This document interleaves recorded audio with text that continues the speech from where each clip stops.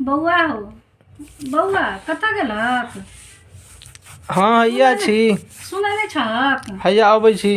एगो बात बुझलक? की भेल कहू। फल्लाँ के ओकर ई जे छ रमकेतरवा हाँ तकर पुतहु भागि गेलै। की करबी, अहिना होइ छै, जीवन जियै छै सब अपन अपन। हो एहनो बात भेलै हन हो, पुतहुओके सम्हारि कऽ राखल नहि होइ छै। तऽ साउस ससुर कहै छै जे हमरा साउस ससुरसँ मेन छै, साउस ससुरसँ मतलबे नहि रहै छनि पुतहुके आइ काल्हिके जमानामे, से दिक्कत छै ने। तैयो कनिक तऽ अथी राखक चाही ने, समाजके इज्जत।